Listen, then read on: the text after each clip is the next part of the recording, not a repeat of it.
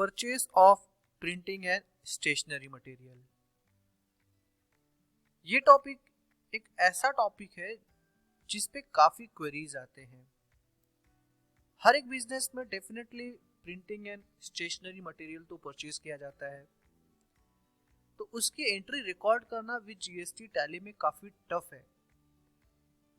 Because problem कैसा होता है कि यहाँ पे जो सप्लायर है दैट इज स्टेशनरी वाला जो बिल देता है, उस बिल में अलग अलग स्टॉक आइटम होते हैं। बिकॉज वो स्टॉक है उसके लिए, बिकॉज वो उसका डील करता है। बट अपने लिए वो क्या है, वो अपने लिए स्टेशनरी स्टॉक है जो हम लोग कंज्यूम कर लेंगे।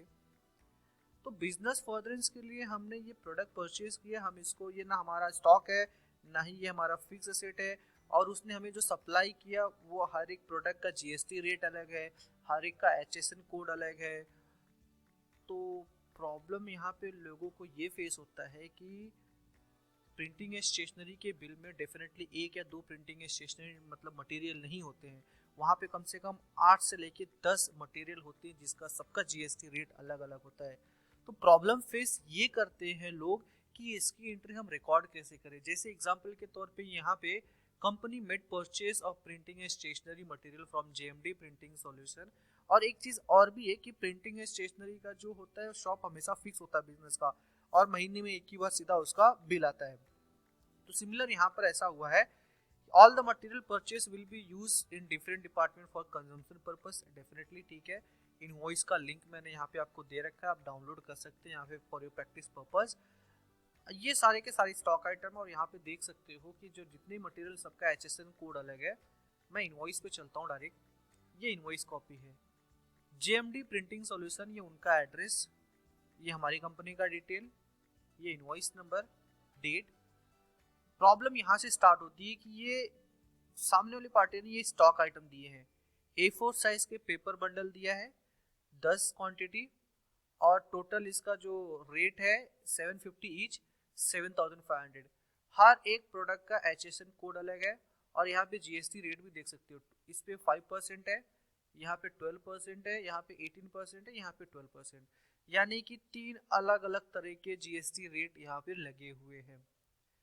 तो अब ऐसे केस में हमें क्या करना चाहिए, हमें जीएसटी रेट की एंट्री कैसे माननी चाहिए, प्रिंटिंग एंड स्टेशनरी की एंट्री हम कैसे रिकॉर्ड करें। तो उसकी एंट्री रिकॉर्ड करने का तरीका कैसा है, यहाँ पे दो तरीके हैं हम जिससे फॉलो करके एंट्री रिकॉर्ड कर सकते हैं। अब वो दो तरीके क्या हैं, चलिए वो टैली प्राइम में हम चलते हैं और वहाँ पे करके दिखाते हैं। तो एंट्री रिकॉर्ड करने के लिए आपको परचेस एंट्री रिकॉर्ड करनी है, परचेस एंट्री। इसमें हम मोड सेलेक्ट करेंगे, फर्स्ट मेथड दिखा रहा हूँ आपको as a account invoice mode. First method जो है जो नॉर्मली लोग फॉलो करते हैं, जो एंट्री अपने आप इस सिस्टम में रिकॉर्ड करते हैं, कैसे करते हैं वो देखते हैं हम लोग। यहाँ पे ये हो गया सप्लायर का invoice number,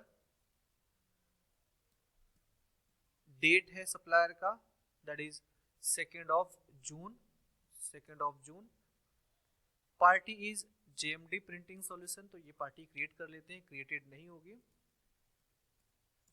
party Sunday creditors, state address, और यहाँ पे इनका जीएसटी नंबर, ये है जीएसटी नंबर। यहाँ पे एंटर कर दिया हमने।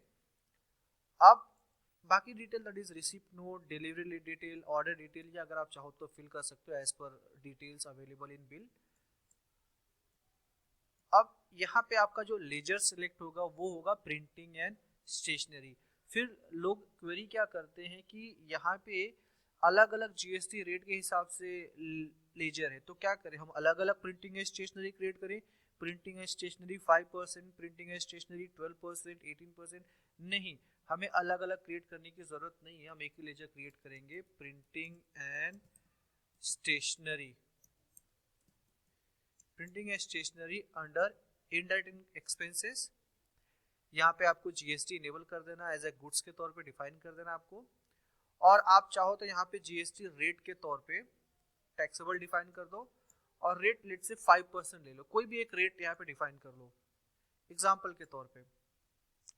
यहाँ पे आप जब ये रेट डिफाइन कर दोगे तो यहाँ प्रिंटिंग एंड स्टेशनरी को आपको ये बिल को एनालाइज करना होगा, ये बिल को स्टडी करना होगा। इस पे 3 तरह के रेट है, 5%, 12%, 18, 12%। तो आपको ये करना होगा कि जो एक ही रेट वाले अमाउंट है उसको आपको सेग्रीगेट करना होगा। जैसे कि यहाँ पे देख सकते हो जो 5% का टैक्स लगा उसका टैक्सेबल वैल्यू है 7,500। आपका जो 12% का जीएसटी लगा उसका भी टैक्सेबल वैल्यू है 7,500। कैसे? ये 6,000 प्लस ये 1,500, दोनों का रेट सेम है 6 और 6, तो ये हो गया आपका 7,500। और जो 18% का जीएसटी लगा उसका 2,500 का टैक्सेबल वैल्यू है। तो ऐसे केस में आपको प्रिंटिंग एंड स्टेशनरी, सबसे पहले हम लोग 5% के चलते हैं, तो यहाँ पे आपको अमाउंट डिफाइन करना है 7,500। Purchase taxable GST rate by default 5% आ रहा है, बिकॉज सबसे पहले आपने क्या लिया 5% वाला ही लिया, दैट इज 2.5% सीजीएसटी, 2.5% एसजीएसटी। अब वापस आपको प्रिंटिंग एंड स्टेशनरी सेलेक्ट करना है। Now this time second select करना है। सेकंड का भी रेट क्या आपका 7,500, बट यहाँ पे दिस टाइम यहाँ पे जो जीएसटी का रेट है वो चेंज हो जाएगा। वो कितना हो जाएगा इस बार 12%। यहाँ पे देख सकते हो इसका जीएसटी रेट 6 और 6 12% हो गया। नाउ अब थर्ड टाइम वापस हमें सेलेक्ट करना है printing and stationery. This time हमें सेलेक्ट करना है 2,500 और यहाँ पे जीएसटी रेट कितना हो जाएगा अब यहाँ पे हो जाएगा 9 और 9 18% रेट ऑफ जीएसटी। तो यहाँ पे कहने का मतलब ये हो गया कि आपको रेट के अकॉर्डिंग सारा का सारा टोटल करना होगा और उतनी बार इस जीएसटी लेजर को सिलेक्ट करना होगा। और जीएसटी लेजर सिलेक्ट, जीएसटी माफ कीजिएगा, प्रिंटिंग स्टेशनरी लेजर को सिलेक्ट करना होगा। स्टेशनरी लेजर को सिलेक्ट करने के साथ साथ यहाँ पे जो टैक्स क्लासिफिकेशन है ये ऑप्शन में आपको रेट अकॉर्डिंगली सेट करना होगा।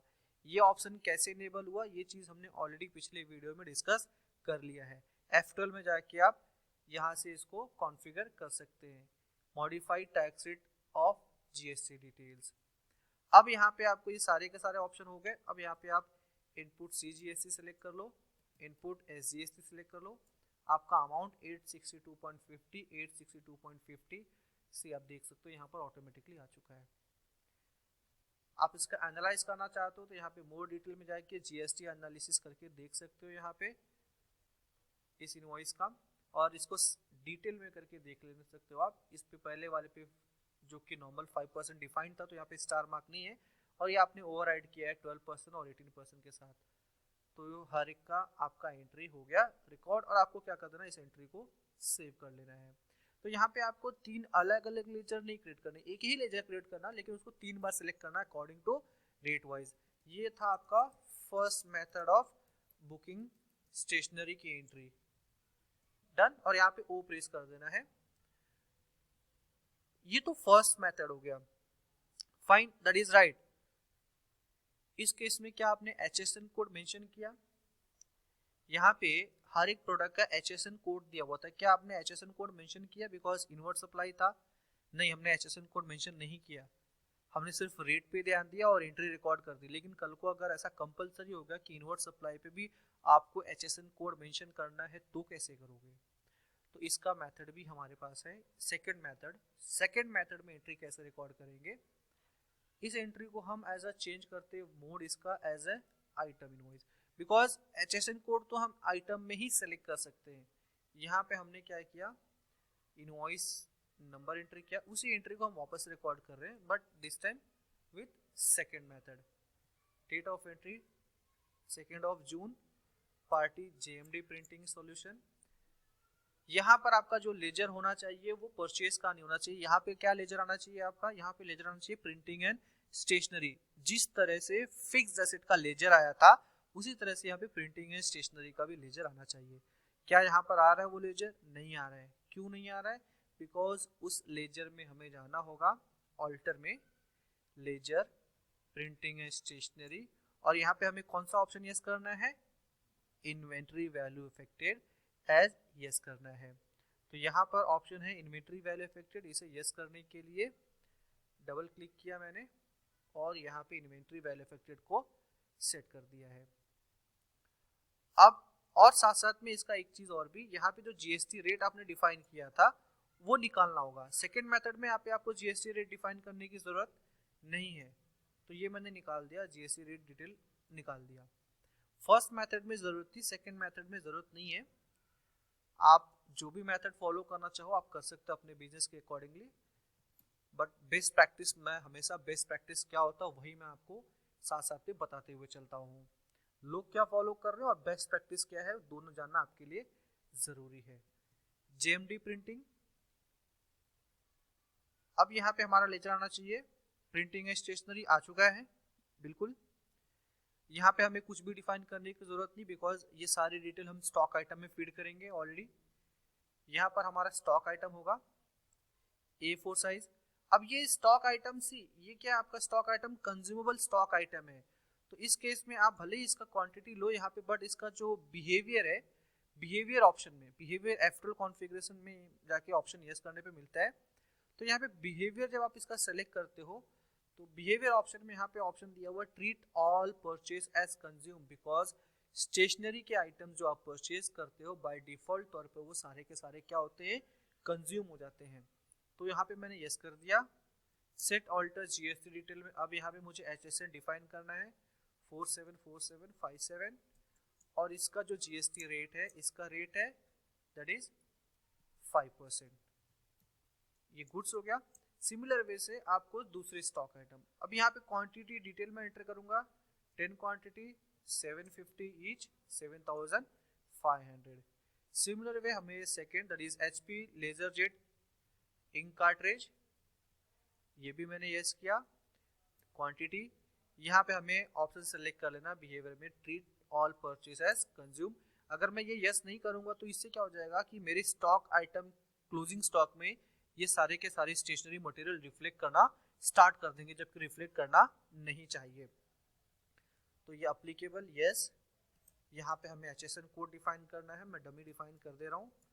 इसका रेट है आपका 12%, ये भी सेट कर दिया मैंने।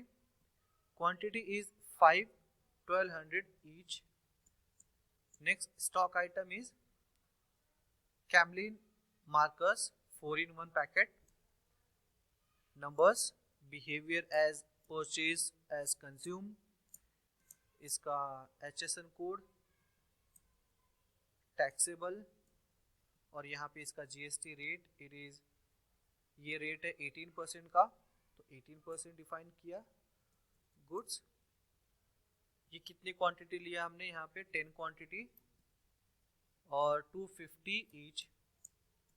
Next one is Casio calculator, Casio simple scientific जो भी कैलकुलेटर है आप यहाँ पे सिलेक्ट करेंगे और treat all purchase as consume yes. इसका HSN कोड टैक्सेबल, इसका GST रेट है 12%, इसका GST रेट 12% है, तो यहाँ पे हमने ये सेट कर दिया।